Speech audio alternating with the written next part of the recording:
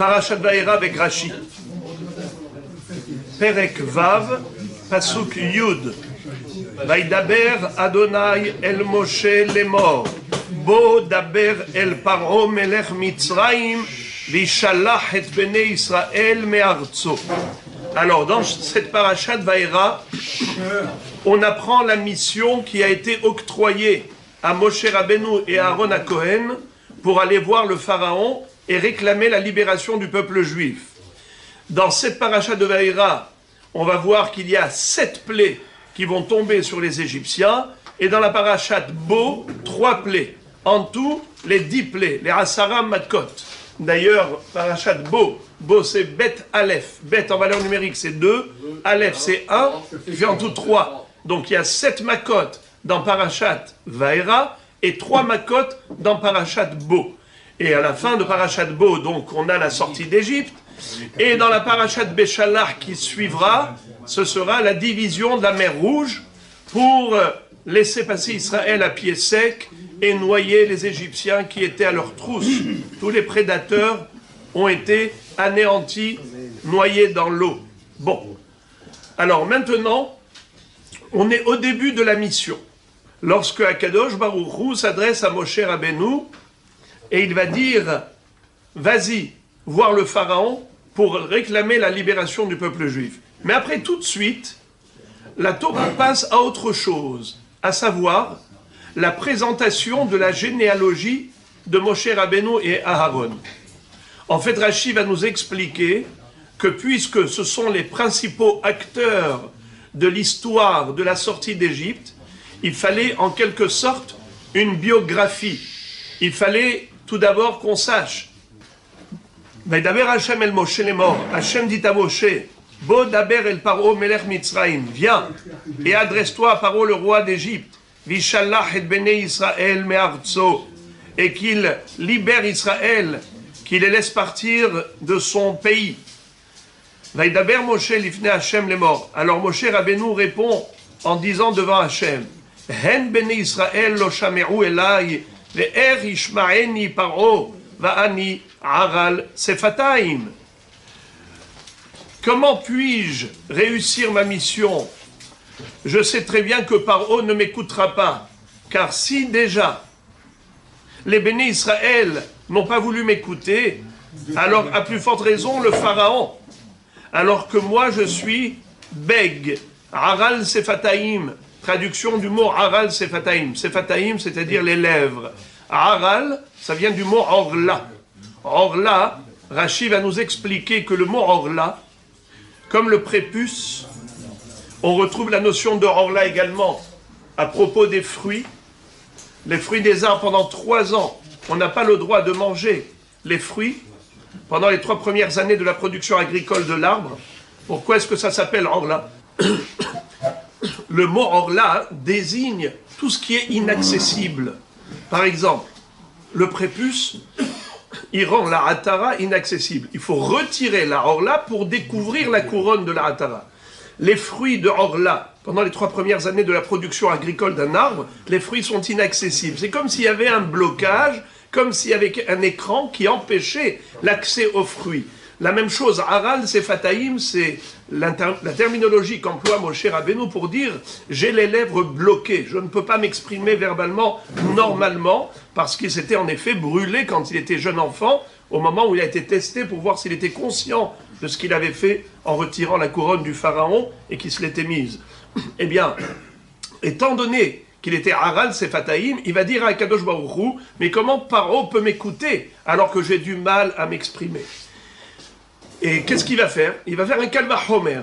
Rashi va dire que c'est l'un des 10 raisonnements d'a fortiori qu'on retrouve dans la Torah. Dans la Torah, il y a 10 fois Kal Vachomer. Par exemple, à la fin de Parashat Be'alotra, on va voir que il va y avoir un Kal Vachomer par rapport à Myriam, quand elle a été frappée de lèpre. Abia Yarok, Yarak Befanea, Halo Tikalem, Shivat Yamim, Tisager. Vous vous rappelez? Kal Vachomer la Shechina, Arba Asayom. Il y a 10 Kal Vachomer dans la Torah. Ça, c'est l'un d'entre eux. Comme ça nous dit Rashi.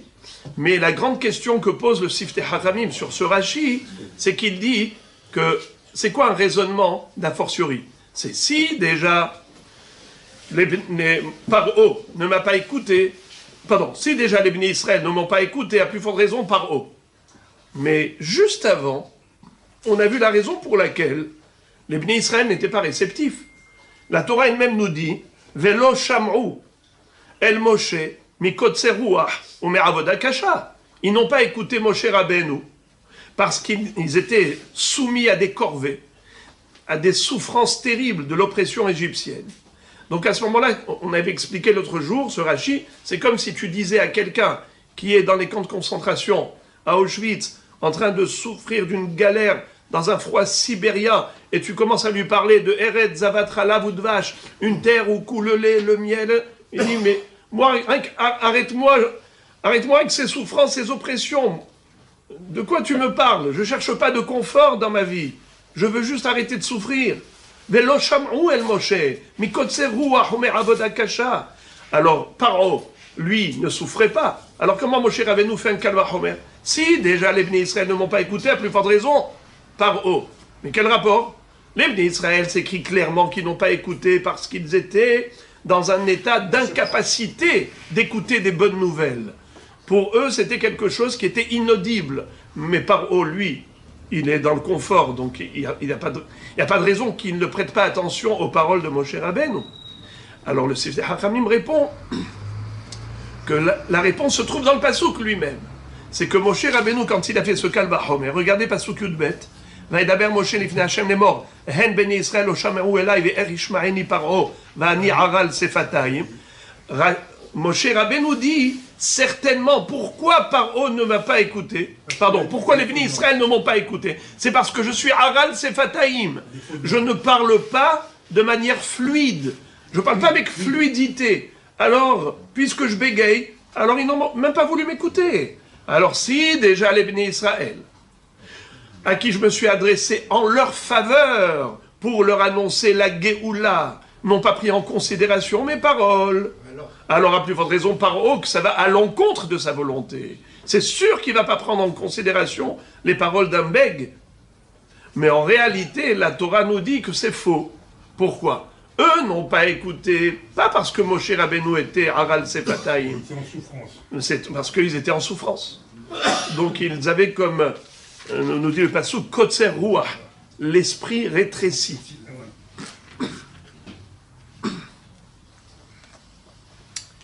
Et c'est la raison pour laquelle ils n'ont pas écouté. Mais Paro, il peut écouter. En plus, vous le savez que Kadosh Baruch Hu va dire à Moshe Rabbeinu, mes enfants sont des croyants, fils de croyants. Et ils vont te croire lorsque tu vas leur dire qu'ils vont sortir d'Égypte. Ils vont te faire confiance. N'aie pas peur par rapport à cela. Moshe Rabbeinu, il s'est appuyé sur la réclamation des Shotrim. Les Shotrim qui ont dit, mais pourquoi vous êtes venus voir le Pharaon? Depuis que vous êtes venus réclamer la libération, il a été encore plus dur à notre égard. Donc ils ont adressé un reproche à Moshe Rabbeinu, qui ensuite va se tourner vers Hachem avec une réclamation en disant, mais pourquoi Hachem tu as fait ça? Et ça va lui coûter très cher d'avoir adressé à Kadosh Baruch Hu comme un reproche. Alors, bon, on verra tout.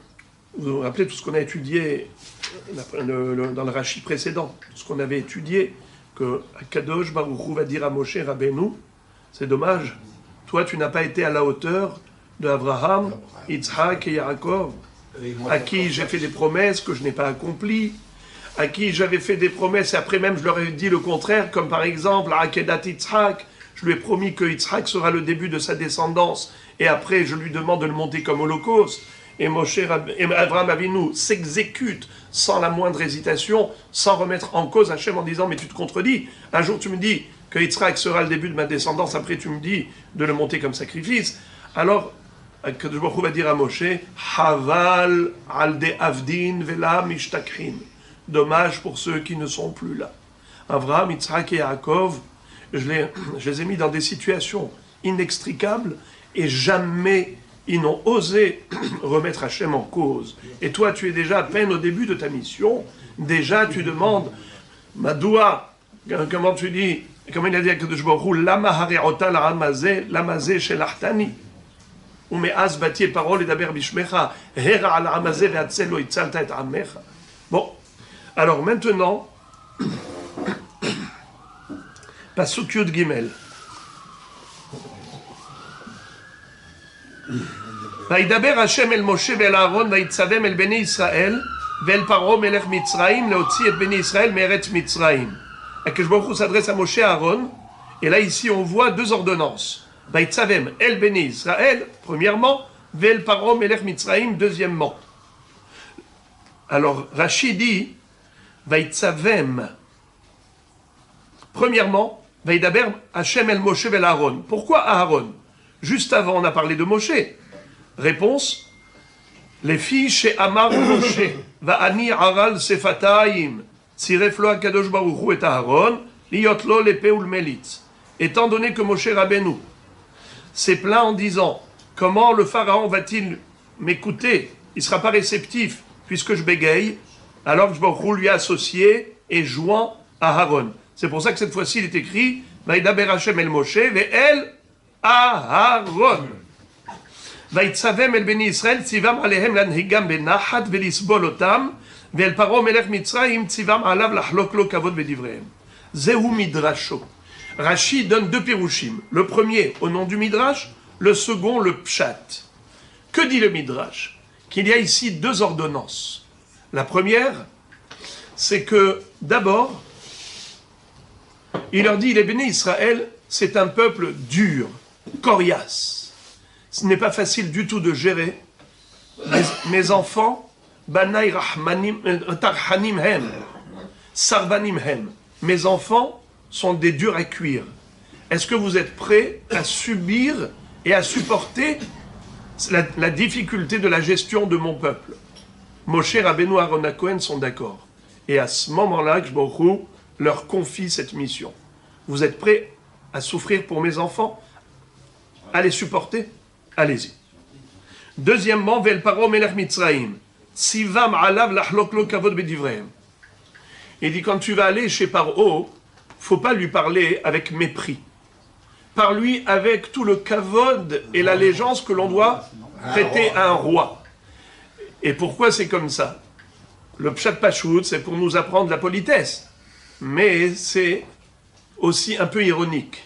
Pourquoi? Parce que quand tu vas mettre Paro sur un piédestal et tu vas lui vouer tous les honneurs, après ça, de haut, tu vas le faire tomber. Alors là, la chute, elle est de haut. Elle sera beaucoup plus dure. Ça, c'est le midrash. Pshuto, mais le pshat, tzivam al dvar Israël val shlichuto shel Paro. Udvar atzivu imahu meforash parasha shniya, le'achar seder hayachas, ela mitor sheizkir Moshe ve'Aaron, ifsik ha'inyan be'lerashe betavotam,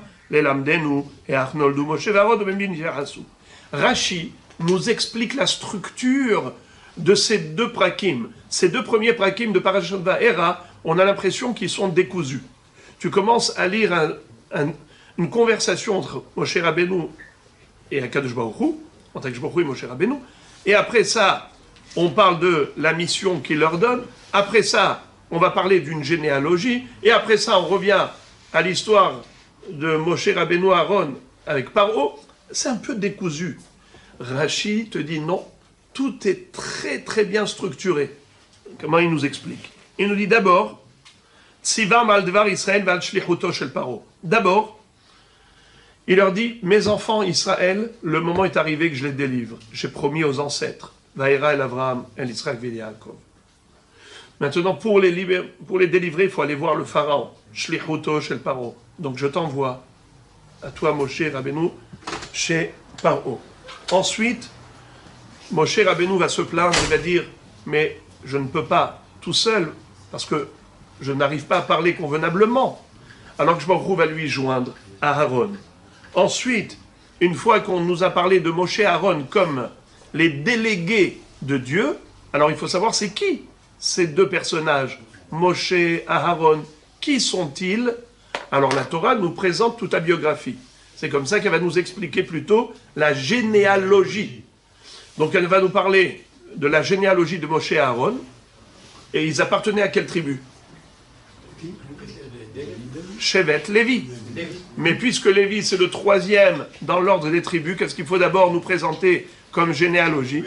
Eh bien, la généalogie de Réhouven et de Shimron et de Lévi. Avant d'arriver à Lévi, il y a les deux premiers frères aînés. Et Rachi rajoute encore très joliment, c'est que quand on voit comment Yaakov Avinu s'est adressé à Réhouven, à Shimron et à Lévi au moment de sa mort, quand il va accorder des brachot à tous ses enfants, à Réhouven il va adresser une vive réprimande, à Shimron et Lévi des vifs reproches, et ce n'est qu'à partir de Yehuda qui commence à dire des jolies choses, Yehuda, Tayoducha, Achicha, et ainsi de suite. Mais quand il s'adresse à Réhouven et à Shimron, Réhouven, Shimron et Lévi, Shimron et Lévi Achim, Kele Hamas Mecherotehem, ils sont qui be'apa margou ish, ou qui be'harba margou ish, comment c'est marqué? Ou birtsonam ikerushor, arur apam ki az ve'evratam ki kashata. Quand il parle de Réhouven, qu'est-ce qu'il dit? Réhouven bechoriata kohi vereshit oni, yeter se'ed ve'yeter az, pahaz kamaim al totar, ki az hilalta yetzua abicha, ki alita mishke ve'abicha az hilalta yetzu'i ala. Bekitsur, il tape très très fort sur Réhouven, Shimron et Lévi. Alors les pauvres, on a l'impression qu'ils sont sur le banc des accusés. On peut avoir l'impression que ce sont des tribus qui ne valent pas la considération du peuple juif. C'est-à-dire, Hazve Shalom. Hazve Shalom. Ils sont aussi hashuvim que les autres. Et Moshe Rabbeinu, quand on parle de Moshe Rabbeinu, Akadosh Baruch Hu va rétablir tout le kavod de Shevet Reuven, Shevet Shimron et Shevet Lévi. Et de Lévi vont sortir Moshe Rabbeinu et Aaron HaKohen. Alors lisons. Pasuk Yud Dalet. Ele Rashevet Avotam. Voici les têtes de famille. Bene Reuven, Bechor Israël, Hanoch Ufalu Hetzron Becharmi. Ele Mishpechot Reuven. Qui sont les descendants de la tribu de Réhouven, qui était le Bechor Israël, l'aîné de Yaakov Avinu. Eh bien, ces quatre enfants, qui sont les quatre enfants de Réhouven, Hanor, Palou, Hetzron, Karmi, et les Mishpechot Réhouven. Maintenant, Bene Shimron, qui sont les enfants de Shimon, Yemuel, Yamin, Ve'ohad, Ve'achin, Ve'tzohar, Ve'shaoul, Ben Kenaani. Donc Réhouven, il a quatre enfants, quatre fils. Hanor, Palou, Hetzron, Karmi. Shimron, il en a 6. Répétons les 6 Bevakasha avec les doigts. Yemuel, Yamin, Ohad, Yachin, Tzohar, Veshaoul, Ben Akenaanit. Vous savez c'est qui Shaoul Ben Akenaanit?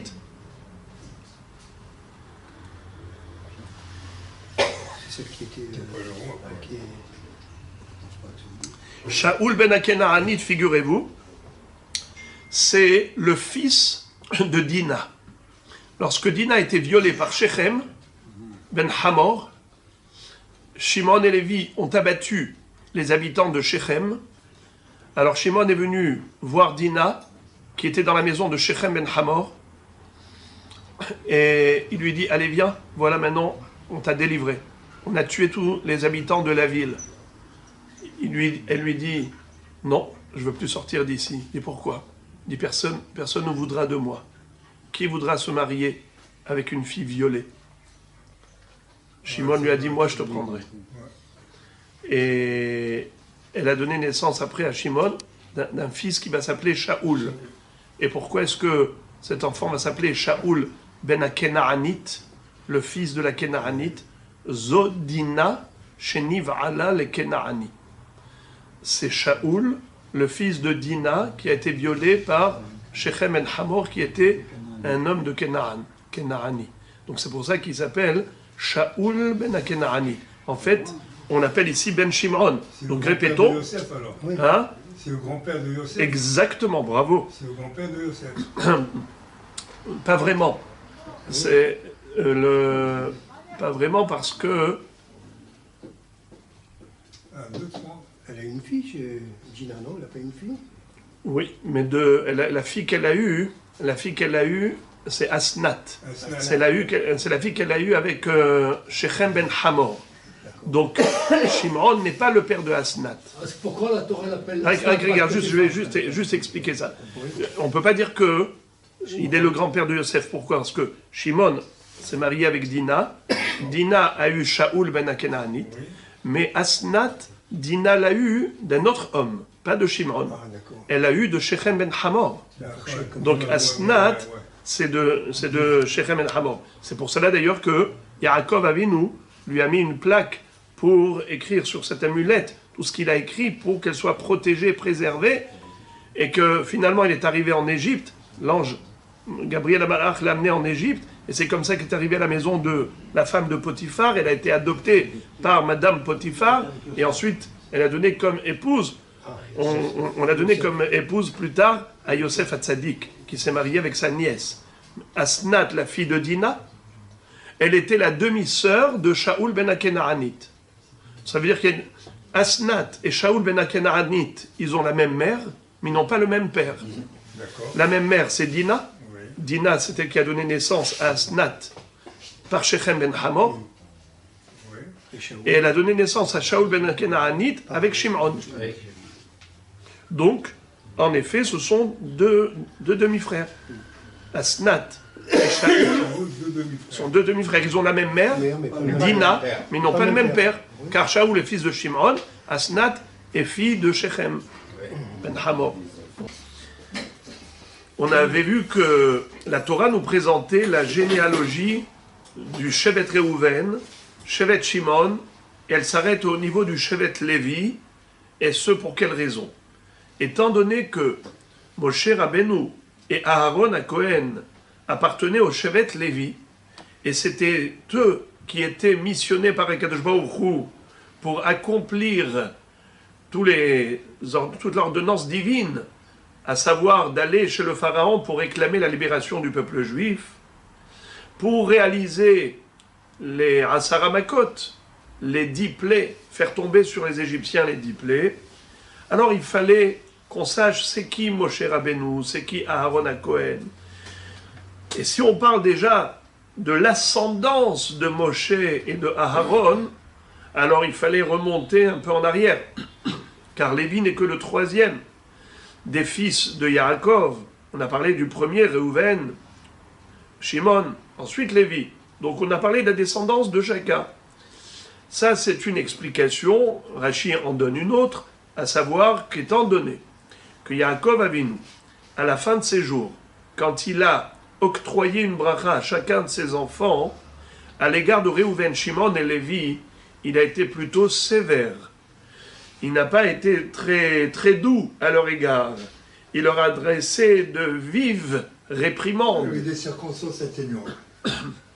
C'est la raison pour laquelle c'est la raison pour laquelle la Torah veut les mettre sur un piédestal à ces 3 tribus pour pas que Chas v'Shalom on sorte de là avec l'impression que c'était des gens ordinaires, des gens coléreux, comme Reuven, Shimon, Lévi. Ce qu'ils ont fait, ça relevait de la colère. Et c'est pour ça que Yaakov Avinu les a réprimandés. Alors on peut avoir sur eux un regard méprisant, Chas v'Shalom. Eh bien c'est pour cela que la Torah nous dit que non, ils sont égaux, équivalents à toutes les autres tribus.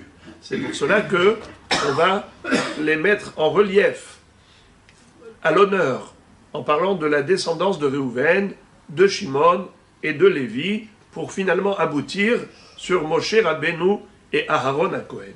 Voilà donc la raison pour laquelle il y a ici, si on peut dire, une parenthèse, car on a commencé par la mission, à Kadosh Baruch Hu qui accorde à Moshe Rabbeinu Aaron à Cohen une mission. Après on parle de leur généalogie, et ensuite on revient à l'accomplissement de cette mission. C'est là où ils vont aller chez le Pharaon pour réclamer la sortie d'Égypte. Alors voici très rapidement, Ele Raché Bet Avotam, Bene Reuven Bechor Israël, Hanoch Ufalou Hetzron Vecharmi, Ele Mishpechot, Réhouven, on avait vu donc 4 enfants, Hanor, Falou, Hetzron, Karmi, Ubne Shimron, Yemuel, Biyamin, Ve'ohad, Ve'achin, Ve'tzohar, Ve'shaoul, Ben Akenaanit, Ele Mishpechot Shimron. Donc on avait vu que c'était les 6 fils de Shimron, et maintenant on parle des fils de Lévi. Ve'ele Shemot, Bene Lévi, Toldotam, Gershon, Ukahat, Umrari. Vous savez que Réhouven, il a combien de fils? 4. Shimron, 6. Lévi, 3. Comment s'appellent les 3 fils de Lévi? Gershon, Kehat et Merari. Ok. Et maintenant, chose qu'on n'a pas vue chez Réhouven et Shimon, on va retrouver chez Lévi. C'est quoi? C'est l'âge à laquelle il est niftar. 137. Il est niftar à l'âge de 137 ans. Pourquoi est-ce qu'on nous donne l'âge de sa mort? C'est le dernier des enfants de... C'est lui qui est mort le dernier. C'est lui qui est mort le dernier. Et pourquoi est-ce qu'on a besoin de le savoir? Alors, on va voir ça tout de suite dans Rashi. Après, on a dit que Lévi est décédé à l'âge de 137 ans, mais il avait 3 fils, Gershon, Kehat, Merari. Qui sont les enfants de Gershon? Bene Gershon, Livni et Shimei, les Mishpechotam, 2 fils, Livni et Shimei. Ou Bene Kehat, Gershon Kehat. Gershon, il a 2 fils, Livni et Shimei. Kehat, il a combien de fils? Ou Bene Kehat, Amram, Veitzahar, Hevron, Uziel. Ça fait 4 fils. Ou Shne Haye Kehat, Shalosh ou Shloshim ou Mehat Shana. Et l'âge auquel est décédé Kehat, c'est 133 ans. Shalosh ou Shloshim ou Mea. 133. Pourquoi est-ce qu'on nous donne son âge? On continue. Ou Bene Merari, Mahli ou Mushi. Merari, il a 2 fils. Mahli et Mushi. Elle est Mishperot à Lévi et Toldotam. Voici donc la descendance de Lévi. Vaikach Amram et Yocheved Dodato Lole Isha. Alors Amram, c'est le fils de qui déjà? Rappelez-moi. Non. C'est la descendance de Lévi. Mais le fils de qui? C'est le petit-fils de Lévi. C'est le fils de qui? Non, Gershon, Kehat. C'est arrière-petit-fils. Arrière. Puisque Lévi, il a 3 fils. Gershon, Kehat, Merari. Kehat, qu'est-ce qu'il a? On a dit Kehat, il a 4 fils. Amram, Yitzhak, Hevron, Uziel. Et donc Amram, c'est le petit-fils de Lévi. Moshe Rabbeinu, c'est l'arrière-petit-fils de Lévi. Alors d'abord, on nous dit que Amram, fils de Kehat, fils de Lévi, va prendre comme épouse sa tante. Vaikach Amram et Yocheved Dodato lo leisha. Est-ce que c'est permis de se marier avec sa tante? Mais comment elle peut être la grand-mère? Yocheved, c'était... Non, c'est pas... C'est la mère de Moshe. Ben, la mère de Moshe, comment il peut être lui? C'est vrai, avec sa tante, on n'avait pas le droit. Mais là, on n'a pas le droit, mais avant. Bravo. C'est-à-dire que comme c'était avant Matan Torah, on avait le droit de se marier avec sa tante. Mais après Matan Torah, il devait se séparer. Vaikach Amram et Yocheved Dodato lo leisha. Vateled lo et Aharon vet Moshe. Elle lui a donné 2 fils, Aaron et Moshe. Ushne Haye Amram, Sheva Ushloshim Hachana. Et les années de vie de Amram, c'était 137 ans. Alors, Rashi va nous dire que la raison pour laquelle on nous a donné l'âge de Lévi, le grand-père, l'âge de Kehat, le père de Amram, ça fait combien? 133. 133. Ensuite, Ça fait 400 ans. l'âge de Amram, 137. 137 et 133, ça fait combien? 270, bravo. Et on a encore Shne et Lévi, 137. 270 et 137. 107. Combien ça fait? 407. C'est Amran. Non. Non. 270 et 137. 407. 407. 270 et 137, ça fait 407. 407. Rachid nous dit Il rentre que pas la monnaie. 400, il rentre pas la monnaie. Il y a la monnaie. ce qui est sûr, c'est que ils ne sont pas restés 400 ans en Égypte. Non. D'où on le sait. Parce que Lévi faisait partie de ceux qui sont descendus en Égypte. Oui. Si tu fais le calcul, tu arrives à 407. 407, mais quel âge il avait Lévi lorsqu'il est descendu en Égypte? Je sais pas. Il était grand. Il y avait un certain Nahon. nombre. Il avait déjà au moins, 50 ans. quel âge on va dire? Que ça. 100, non, Plus plus que de ça. 100 ans, plus de 100 ans il avait. Hazak. Pourquoi? Parce que Yosef Hatzadik était l'un des plus jeunes. Il avait que 30. Il avait 30 ans lorsqu'il est devenu Premier ministre. Et ça faisait déjà 7 ans depuis les 7 années d'abondance. Plus 2 ans de famine. Ça fait combien? 39. Donc, Yosef le plus jeune, il a 39 ans. Alors, Lévi, il doit avoir à peu près 50. 57. On avait 50. Voilà. Puisqu'il a à peu près 50, donc c'est impossible de dire qu'ils sont restés 400 ans en Égypte. Pourquoi? Parce que l'âge de Lévi plus Kehat plus Amram, en tout, ça nous fait 407. Mais chacun, il n'a pas eu son fils quand il est né. Ou quand il est mort. Je veux dire, Ouais. il n'a pas eu son fils le jour de sa mort. Il a eu son fils, et après il a vécu, Nahon, et après il est décédé. Ouais. Donc il y a forcément beaucoup d'années du fils qui sont inclus dans les années du père. Ouais. Les premières années d'un enfant sont incluses dans les dernières années d'un père. Il y a 2 générations. Donc il y a forcément beaucoup moins que 400 ans. Alors comment on dit 400 ans? Yaakov, 200. Kadosh Baruch Hu, il a dit à Abraham Avinu, Ger yezarach beretz lo lahem, arba me'ot shana. 400 ans dans un pays qui n'est pas le leur. Depuis la naissance d'Israël. Voilà. Alors Rachid va dire que, obligatoirement, quand on dit ta descendance, c'est depuis Yitzhak. C'est depuis la naissance de Yitzhak. Voilà. Étant donné que Yitzhak n'était pas chez lui, Rien de la vie. à ce moment-là, il n'était pas encore souverain en Eretz Israël. On considère que c'est Donc on considère qu'il est déjà en exil. Guerrier Zaracha. Et Guerrier Zaracha, c'est depuis la naissance de Yitzhak. Alors, Ubnei Yitzhar,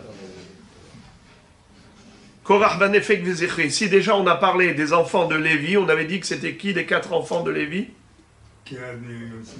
Kehat, Amram. Kehat, Kehat, Amram, Yitzhar et Uziel. Uziel. Alors, c'est qui maintenant les enfants de Yitzhar? Korach Banefek Vezechri. 3 enfants. Korach, Nefek Vezechri. C'est qui ce Korach? Mais c'est lui, c'est le Korah. C'est le fameux Korach. Qu'est-ce qu'il est pour Moshe Rabbeinu? Son cousin. Germain. C'est C'est son cousin Germain. Bah oui, Puisque Yitzhar et Kehat sont 2 frères. c'est notre ami. Ubne Uziel, Mishaël, Beltsafan, Besitri. Et c'est qui les enfants du 4e fils? Uziel, Mishaël, Eltsafan, Besitri.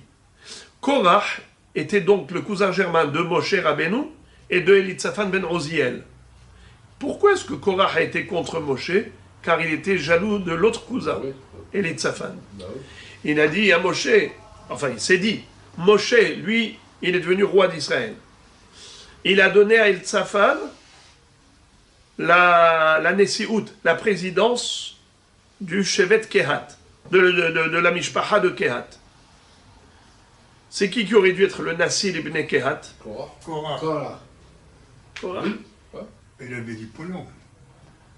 Et il était l'aîné, et il était le cadet. Ça veut dire, c'est qui l'aîné? C'est Amram. Ok. Après, c'est Yitzhar. Après, c'est Hebron. Après, c'est Uziel. Elitzaphan, c'est le fils de Uziel. Moshe, c'est le fils de Amram l'aîné. mais comment tu sautes sur le cadet? Yitzhar, c'est le deuxième, c'est le cadet. Il a un fils qui s'appelle Korah ben Yitzhar. Pourquoi, Moshe, tu donnes la présidence à Elitzaphan, notre petit cousin? Ok, toi, tu es le grand cousin. Moi, je suis le deuxième, je suis le cadet, après toi. Donc, c'est moi qui dois être le Nassi, et non pas Elitzaphan ben Oziel. Ouvner Oziel, Mishaël et Elitzaphan ben Sitri. Alors, c'est qui le premier fils de Yitzhar? Korah. C'est qui le premier fils de Oziel? Mishaël. Alors, Mishaël... pardon, Obné Oziel, Mishaël Beltsafan, les Citri. Alors le deuxième, pardon, c'est Elitzaphan. Elitzaphan ben Oziel, le deuxième, le cadet du troisième fils, pardon, du quatrième fils, il en a fait le Nassi. C'est pas possible. Voilà pourquoi il a organisé la rébellion contre Moshe Rabbeinu. Vaïkach Aharon, et on termine. Et là on arrive au mariage. ויקח אהרון את אלישבע בת עמינדב אחות נחשון לו לאישה ותלד לו את נדב את אביהו את אלעזר ואת תמר. Aharon, le fils de Amram, il se marie avec qui? Avec Elisheva, la fille de Aminadav. Aminadav, vous le connaissez de par ailleurs? Ça vous rappelle quelque chose? Qui? Bravo. Nahshon ben Aminadav. Nahshon ben Aminadav, c'est le premier qui s'est jeté dans la mer, quand Akadosh Baruch Hu a dit de traverser la mer dans l'eau. Alors, de quel chevet il était? De quelle tribu était Nahshon ben Aminadav? Quelle tribu? Ici, on voit que Aaron se marie avec Elisheva, la fille de Aminadav. On a dit que Nahshon ben Aminadav, c'était le Nassi de Shevet Yehuda. Donc Shevet Yehuda. Aïta Yehuda le Kodsho, Israël Mamshelotav. C'est quoi Aïta Yehuda le Kodsho? Que Nahshon ben Aminadav, le Nassi de Shevet Yehuda, il s'est jeté à la mer. C'est Yehuda. Yehuda. Oui, il a dit. Alors, avec qui il s'est marié Aharon? Avec Elisheva, la fille de Aminadav. La sœur de qui? De Nahshon. Le fameux Nahshon ben Aminadav qui s'est lancé à l'eau le premier. Et pourquoi est-ce qu'on a besoin de nous parler de la sœur? Déjà, tu me dis, il s'est marié avec Elisheva, fille de Aminadav. Pourquoi tu as besoin de me dire qu'elle était la sœur de Nahshon ben Aminadav? Rashi va dire que c'est pour nous enseigner une règle. Quand tu veux te marier avec une fille, regarde le frère. Car les enfants vont ressembler aux frères de la mère. Rov banim domim leacheahem. Alors, si tu veux faire une vérification, tu connais pas la fille, tu connais le frère. Alors tu connais sa nature à elle. Tu sais quelle sorte de fille c'est. Alors, on voit qu'ils se mariaient entre tribus. Car Aaron, qui est du Shevet Lévi, se marie avec Elisheva, qui est du Shevet Yehuda. Ok. Ahod Nahshon lo liisha. Vateled lo et Nadav et Avihu et Elazar et Itamar. Qui sont les quatre fils de Aaron? Nadav, Avihu, Elazar et Itamar. Ok. Ouvne Korah. Assir Velkana Vavi Asaf. Ele Mishpechot HaKorhi. Korah, il a trois fils. Comment il s'appelle? Assir, Elkana et Avi Asaf. Vous les connaissez? Vous les connaissez ceux-là? Vous chantez pas leur chant? Si, Elkana. Eh bien, bien sûr, à chaque fois que vous chantez dans Tehilim, la Natseach Livne Korah Mizmor, Mayedidot Mishkenodera. C'est qui Bene Korah? C'est ça, ceux-là, les trois fils. Alors, à chaque fois que vous voyez Bene Korah, Livne Korah, Maski Livne Korah, chaque fois que vous voyez dans Tehilim, c'est ces trois-là. Alors, répétons leurs noms parce qu'on chante toujours leur chant. Assir, Elkana, Avi Asaf. Et comment ça se fait qu'ils ne sont pas morts avec leur père? Parce qu'ils ont fait... Ils ont fait Teshuvah au dernier moment. Eh bien, ils étaient en train de dégringoler dans l'enfer et Akadosh Baruch Hu les a remontés comme dans un ascenseur, avec une colonne qui les a nidbatser lahema comme gavoa bagihinam. Incroyable. D'ailleurs, c'est le fameux Mizmor, Livne Korah, qui vont dire, on le voit dans Tehilim, parce que vous savez que Tehilim, c'est une compilation. David Ameller n'a pas composé tous les psaumes de Tehilim, il les a tous compilés.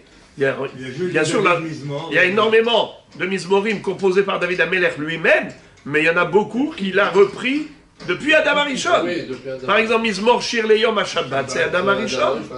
Alors la Gemara dans Masechet Baba Batra nous cite les 10 tzaddikim qui ont été les compositeurs des psaumes de Tehilim, dont Bnei Korach. Alors, Pasuk Kaf He, Ve'elazar ben Aaron לקח לו מבנות פותיאל לא לאישה, ותלד לו את פנחס, אלה ראשי אבות הלוויים למשפחותם. Elazar, fils de Aaron, il s'est marié avec une des filles de Poutiel. Et elle a eu Pinhas. Elle lui a donné un enfant, Pinhas. Poutiel, c'est la descendante d'Itro. Ah. Voilà. Alors Rashi nous dit que Poutiel, regardez Rashi, Kafre, Mimnot Poutiel, Misera Itro, chez Pitem Agalim la Avodazara, ou Misera Yosef, chez Pitpet Beitzro. Qu'est-ce que ça veut dire? Bah, ça doit être. Si c'est d'Itro, automatiquement, c'est le désert de Yosef, parce que il a pris la fille. Poutiel. C'est-à-dire que Elazar s'est marié avec l'une des filles de Poutiel. Oui. Alors c'est. Non, c'est Et elle a eu un fils, Pinhas. Pinhas ben Elazar ben Aharon à Cohen. Alors, c'est qui ce Poutiel? Rashi nous dit, Poutiel, ça fait allusion à deux personnes. Et les deux, on les appelle Poutiel. Yitro, comme vous l'avez si bien dit, mais aussi Yosef Hatzadik. Pourquoi Yosef Hatzadik s'appelle Poutiel et pourquoi Yitro s'appelle Poutiel? Rashi nous dit que Poutiel, c'est un surnom qui est donné à Yitro et à Yosef Hatzadik. Et ça veut dire qu'en fait, cette fille, elle avait un père et une mère, un père qui descendait de Yitro et une mère qui descendait de Yosef, ou inverse, ou l'inverse. Le père était de Yosef et la mère de Yitro. D'accord? C'est-à-dire que Pinhas, comment les enfants d'Israël l'ont critiqué? Comment ils l'ont critiqué? Regardez Rashi dans Parashat Pinhas, le premier Rashi de Parashat Pinhas. Ils ont dit Hareitem ben Poutizé chez Pitem avi immo agalim la avodazara. D'où elle vient sa mère? De Yitro. Pitem agalim la avodazara. Le prêtre. C'était un prêtre qui avait gavé des veaux pour les sacrifier aux idoles. Lui, Harag Nassi Shevet Misraël, il a tué Zimri ben Salou. Mais Zimri ben Salou, c'était un Nassi. C'était le Nassi de Shevet Shimon. C'était Shlumiel ben Suri Shaddai. Et l'autre nom, c'est Zimri ben Salou. Alors, comment est-ce qu'il a osé, lui? Alors qu'il est petit-fils de Yitro, qui était un idolâtre. Un prêtre d'idolâtre. Il a gavé des veaux. Poutiel, ça vient du mot pitem. Pitem qui veut dire gaver, le gavage. Le pitoum, c'est du gavage. Mais en réalité, il était aussi petit-fils de Yosef Hatzadik chez Pitpet Beitzro. Qu'est-ce que ça veut dire Pitpet Beitzro? C'est moqué de son Yetzer Hara.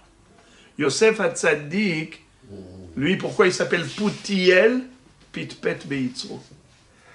Le Yetzer Hara est venu tous les jours.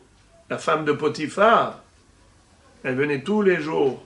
Matin, midi et soir, elle changeait de vêtements et de parfums et de séduction. Toutes sortes de tentations pour essayer d'attirer Yosef. Il s'est moqué. Il s'est moqué de son Yetzer Hara. C'est du jamais vu. Un jeune homme si beau et dans un milieu aussi tamé. Comment est-ce qu'il n'a pas glissé dans la faute? C'est qu'il a pris de la hauteur face aux attirances physiques. Il était capable de se moquer de son Yetzer Hara. Pitpet Beitzro. Donc maintenant on te dit que Elazar, Ben Aaron à Cohen, il a pris comme femme, qui ça? mibnot Putiel. Aharon a pris Elisheva bat Aminadav et lui a donné 4 enfants. Nadav, Abihu, Elazar et Itamar. Elazar s'est marié avec qui? Avec une des filles de Putiel. Et c'est qui ce Putiel? Putiel, c'est Yitro et Yosef. Donc en fait, Putiel, c'est un surnom. Pourquoi Yitro s'appelle Putiel? Chez Pitem, Al-Shema Pitum, Pitem Agalim l'Arabotazara. Et pourquoi Yosef Hatzadik s'appelle Putiel? Chez Pitpet Beitzro. Il s'est moqué du Yetzerara. Donc, nous dit le Sifteh Hakamim, et c'est basé sur la Gemara, soit son père était de Yitro et sa mère de Yosef, ou l'inverse, son père de Yosef, sa mère de Yitro. Et voilà, on y arrive. Et les rachés avot alvim, les mishpechotam. Voilà donc les têtes de famille de Lévi. Et là, on arrive à la conclusion. Tout ça, c'est pour nous dire une chose. Hu Aharon ou Moshe. Asher amar asher lahem. Asher amar Hashem lahem otziu et ben Yisrael meretz Mitzrayim al tziv'otam. הם המדברים אל פרעה מלך מצרים להוציא את בני ישראל ממצרים הוא משה ואהרון. Qu'est-ce que ça veut dire? Tout ça c'est pour arriver à l'essentiel, c'est de savoir qui était Moshe Rabbeinu, Aaron à Cohen. Maintenant qu'on a établi un tableau complet, on voit exactement où se situe Moshe Rabbeinu, Aaron à Cohen dans cette généalogie. Rachidi, hu Aharon ou Moshe. Elu sheuzkeru lemala, sheyalda yocheved le'amram. Hu Aharon ou Moshe. Yesh mekomot shemagdim Aharon le-Moshe. Yesh mekomot shemagdim Moshe le-Aaron. Lomar lecha sheshkulim ke'echad. Parfois, on nous dit d'abord Moshe, ensuite Aaron, et parfois Aaron, ensuite Moshe. Regardez dans le Passouk. Le Passouk Kavav, comment il commence le Passouk Kavav? Hu Aharon ou Moshe. On a commencé par qui? Par Aharon. Regardez Passouk Kavzaïn, comment il termine? Le Passouk Kavzaïn, comment il se termine? Voilà. Le Passouk Kavzaïn, il se termine par Hu Moshe et Aharon, et le Passouk Kavav, il commence par Hu Aharon ou Moshe. Ils étaient en binôme. On a dit bravo, Shkulim Hem, la main dans la main, équivalent. Ils sont partis ensemble pour la mission qu'Ekshbohu leur a accordée. Hem Amdaberim El Paro Melech Mitzrayim Otzi et Beni Israël Mitzrayim ou Moshe et Aaron. Rachidi Hem Amdaberim. Hem Shenitztavu, Hem Shekimu. Ils ont été ordonnés, ils ont accompli. Ils n'ont pas changé d'un iota de la mission divine. Hu Moshe et Aaron. Hem bishlichutam ou betzidkatam mitechila ve'atsof. À chaque fois que l'on dit Hu, c'est la constance. Par exemple, Vayhi bimei Achashverosh, Hu Achashverosh. Pourquoi on dit Hu Achashverosh? Vayhi bimei Achashverosh, Amolech me'odou ve'atkush. Pourquoi tu dis Vayhi Achashverosh? Hu Achashverosh, Amolech me'odou ve'atkush. C'est quoi Hu Achashverosh? La Gemara dans Megillah nous dit qu'à chaque fois qu'on retrouve le Hu, c'est pour nous dire que du début à la fin, il n'y a pas eu de changement. Quand on parle d'un rachat, c'est qu'il était rachat. Du début à la fin, rachat. Ahashverosh, on croit, au début il était rachat, mais après il était sympathique. C'était un gentil bonbon. Ah, pas du tout. C'est un rachat antisémite pire que Haman. Il nous a vendu, pas vendu. Haman était prêt à payer pour nous acheter, lui il a dit je te donne gratuitement ce peuple. Et pourquoi c'est important de le dire? Tu veux savoir pourquoi c'est important? Pour que tu comprennes que tout était un Nes. Si tu crois que Ahashverosh était un roi sympathique, il n'y a plus de Nes. Il nous aimait. Mais en réalité, Habounash. Même à Tchoupo, on dit Hu, quand on parle de Kadosh. Alors c'est ça, Razak. Quand on dit ici Hu Moshe et Aaron, c'est pour dire qu'il était tzaddik du début jusqu'à la fin. Ils étaient tzaddikim, pardon. Alors, Vayhi beyom diber Hashem el Moshe beretz Mitzrayim. Et là, Rashi nous explique qu'on est en train de revenir au début. Vayhi beyom diber Hashem et Hubar la Mikra chez les Harab. où il est écrit Vaïdaber Hashem el Moshe lemor ani Hashem, daber el Paro melech Mitzrayim et kol asher ani dover elecha, vayomer Moshe lifnei Hashem, hen ani aral sefataim vechishma elai Paro. Traduction, Akadosh Baruch Hu dit à Moshe, va parler à Paro, roi d'Égypte, tout ce que je vais te transmettre comme message. Moshe Rabbeinu va dire à Akadosh Baruch Hu, mais moi, je suis bègue, comment Paro va m'écouter? Rashi explique, Hu adibur atzmo Amour les Marla. C'est-à-dire que là, on est dans le pasouk numéro 30, et Rashi nous dit que ce pasouk-là est repris du pasouk numéro 10. Parce que dans le pasouk 10, qu'est-ce qui est écrit? Pasouk 10 écrit comme ça, Vaïdaber Hashem el Moshe lemor, bo daber el Paro, et pasouk yudbet Paro, Moshe dit à Hachem, Vaïdaber Moshe lifnei Hachem lemor, hen ben Israël oshamru elai vechishma'i ni Paro, vani aral sefataim. Si les ben Israël ne m'ont pas écouté, à plus forte raison Paro, puisque moi je suis bègue. Et alors on revient à cela. En réalité, c'est à cette phrase-là qu'on revient. La Torah, après nous avoir présenté la généalogie et l'ascendance de Moshe Rabbeinu et Aharon, elle revient à quoi? Elle revient au sujet principal, à savoir le débat qui avait eu lieu entre Akadosh Baruch Hu et Moshe Rabbeinu. Hachem dit à Moshe, va réclamer la libération du peuple juif auprès du Pharaon. Moshe dit à Hachem, mais Paro ne voudra pas m'écouter, parce que je suis Aral Sevatayim. Akadosh Baruch Hu lui dit, voilà, je te joins à Aaron, ton frère, qui sera ton porte-parole, et donc maintenant, on y revient. Ça veut dire on retourne sur nos pieds, si on peut ainsi dire. Et voilà maintenant, Akadosh Baruch Hu va dire à Moshe, Vayomer Hashem el Moshe, Re'e netaticha Elohim le Pharaon, le Aharon ahicha, ihye nevi'echa. Voilà que je t'ai nommé Elohim le Paro. Qu'est-ce que ça veut dire? Le mot Elohim veut dire juge. Si vous regardez dans Parashat Mishpatim, à chaque fois qu'on veut parler du juge, on l'appelle Elohim. Ouais. Car la traduction de ce nom, ça veut dire force. Puissance. Pourquoi Kadosh Baruch Hu porte ce nom? Car il est détenteur de toutes les forces. Il est tout puissant. Le tout puissant, on l'appelle Elohim. Mais lorsqu'on parle d'un homme et on lui donne ce nom, c'est par rapport à un pouvoir que Dieu lui a accordé. Par exemple, le juge. Le juge s'appelle Elohim parce qu'il est détenteur du pouvoir législatif et le pouvoir exécutif. Donc tout celui qui détient un pouvoir, il porte ce nom. Le Sanhédrin. Voilà. Car le mot El, c'est la force.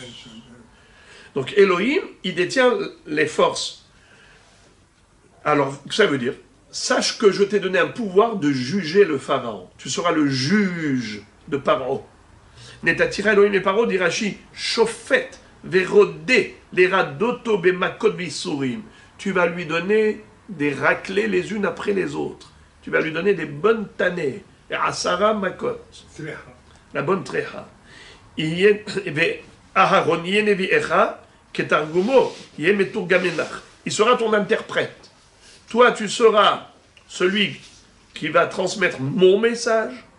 Et Aharon sera ton interprète pour retransmettre au Pharaon, pour expliquer au Pharaon ce que tu as dit.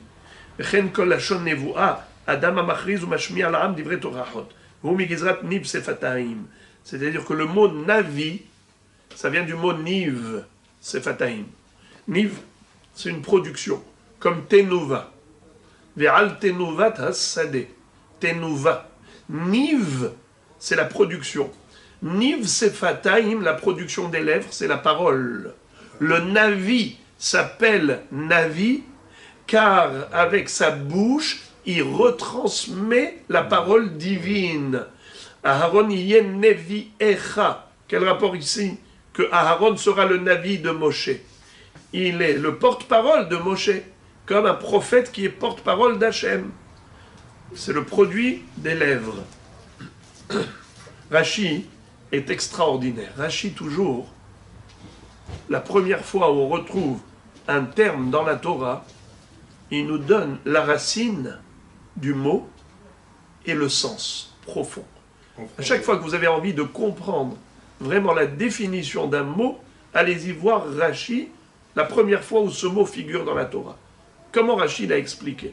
Il t'a donné la ligne, il t'a donné exactement le sens et la définition du mot.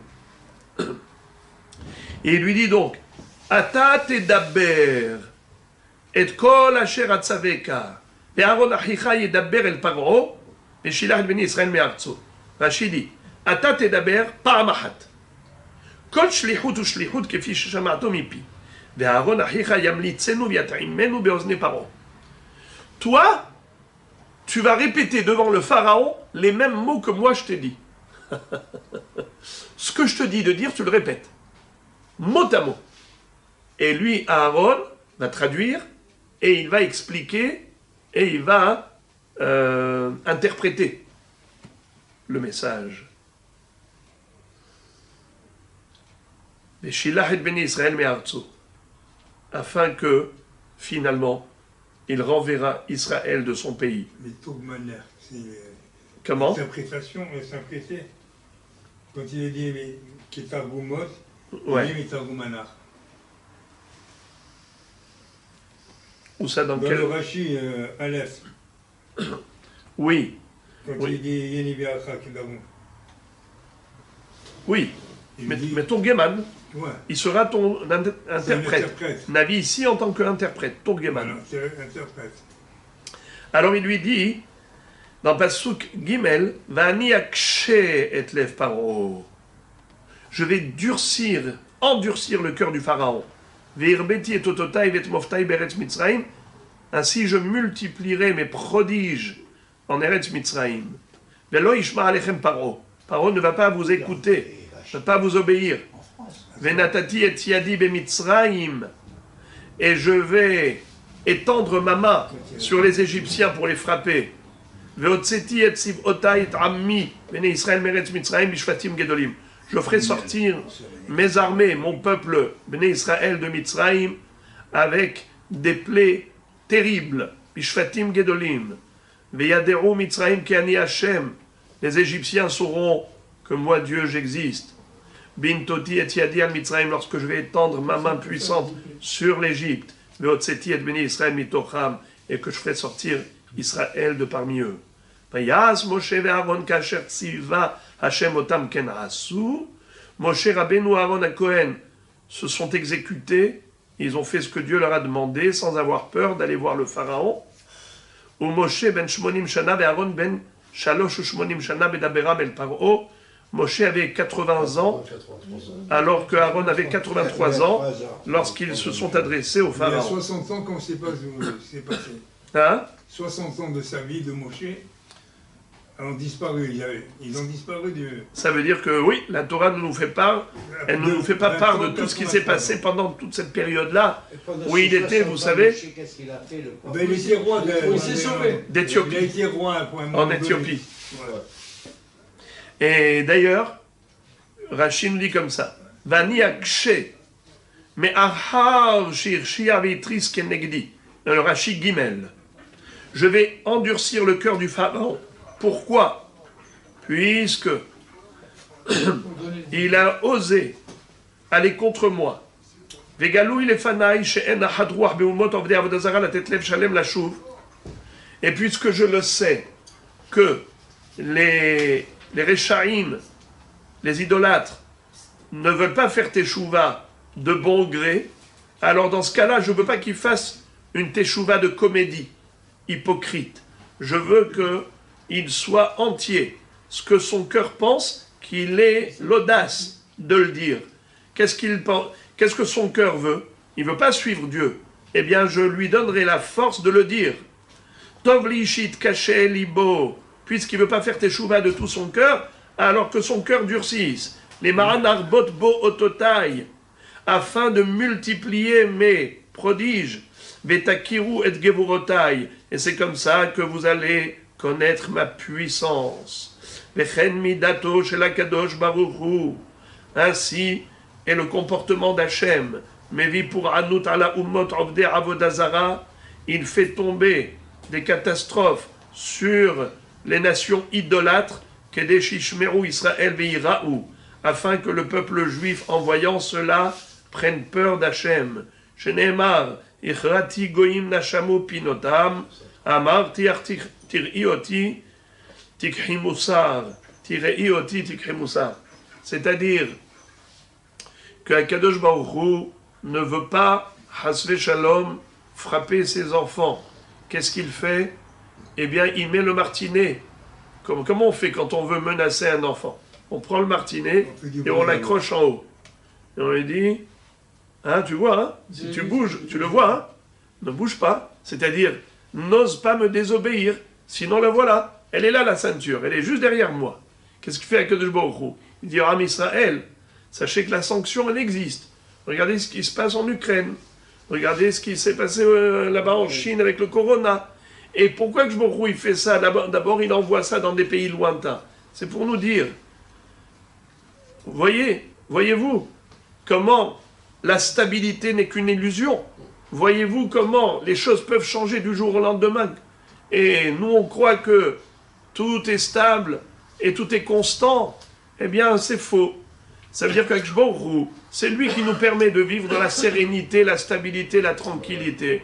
Mais si Hasve Shalom, on tourne le dos à Hachem, il nous dit, mais regardez le martinet, regardez ce qui peut se passer. La preuve, regardez là-bas, en Californie, là-bas des cyclones et des tempêtes terribles, des ouragans, des moins 50 et moins 60 aux États-Unis. Et tu vois, mais tu dis, mais attends, nous on est au Hachem ici à Natania en hiver, avec un 16 degrés, un 21 degrés, mais c'est une merveille. Et il te dit, c'est qui te fait ce cadeau? Apprécie. Et donc si tu apprécies, tu vas faire les mitzvot avec joie, et pas hasve shalom avec contrainte. Et la Cour suprême, elle n'écoute pas ça, la Cour suprême. Eh bien, que leur fasse faire teshuva, tout cela. Ouais, il marche, bon. Et tu as dit, chasse contre les religieux. Ve'yad'u Mitzrayim ken yashem min toti et yadi al Mitzrayim, Rachidi, yad mamash le'akod bahem. Quand on dit étendre sa main, que Hachem il dit, je vais étendre ma main, ça veut dire quoi étendre sa main? La trecha, sur Mitzrayim. T'as mis là.